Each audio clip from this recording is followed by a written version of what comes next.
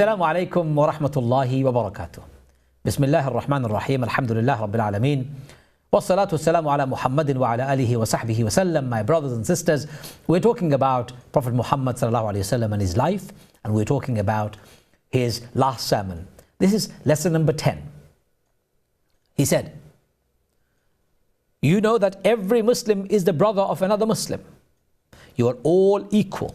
Nobody has superiority over other except by piety and good action. An Arab has no superiority over a non-Arab, nor a non-Arab over an Arab. A black has no superiority over a white, and white has no superiority over black. All of you are equal in the eyes of Allah.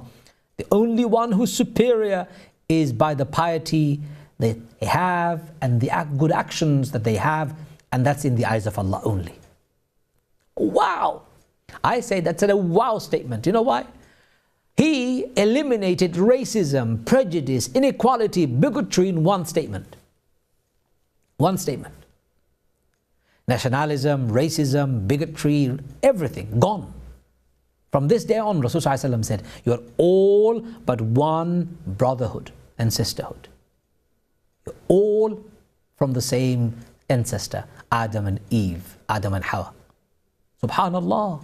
He said this, that you are all from Adam and Hawa. Allah says that in the Quran.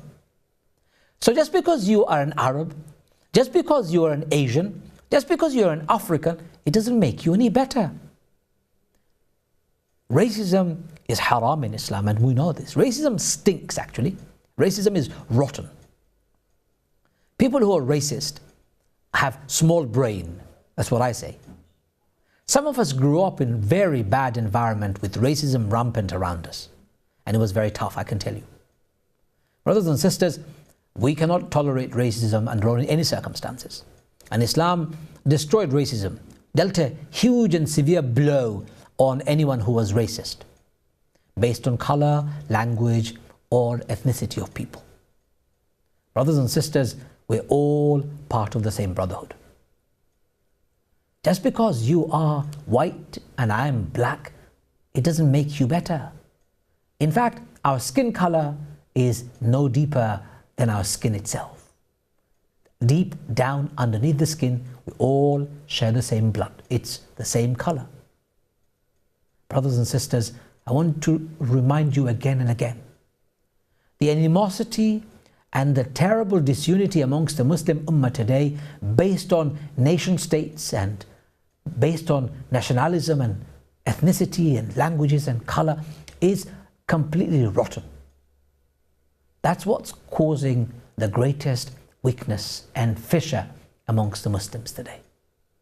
Arabs don't want to interact with the non-Arabs. The Bangladeshis and Pakistanis don't want to talk to one another.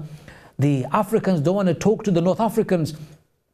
The Chinese don't want to talk to the Malay don't want to talk to the Chinese.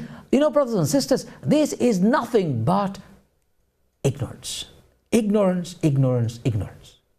And Rasulullah said, all human beings are equal. All Muslims are equal. Nobody is superior or inferior. In the eyes of Allah, we're all equal. And human beings have been created with dignity and honor and must be treated like that. Brothers and sisters, every human being, وَلَقَدْ كَرَّمْنَا بَنِي آدَمَ. Allah says that in the Quran. Every human being has been created by the virtue of their birth with dignity and honor, just by the fact that they were born human.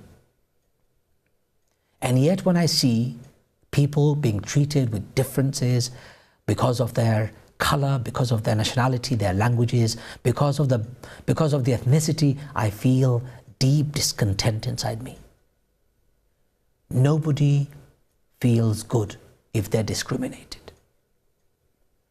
Nobody feels good. No blood is superior. Whether you're Palestinian or whether you are non-Palestinian, whether you're a Muslim, Christian or a Jew, whether you're a person of a faith or no faith, whether you have sins or virtue, whether you are a king or a pauper, you are a human being. And that is the most important lesson from the statement of the Prophet in this last sermon we can draw. All human beings must be treated with dignity and honor. And it makes it even more important for you to treat your brothers and sisters with dignity and honor, since you share the same faith, you share the same Quran, you share the same Prophet and the Prophets of Allah from before.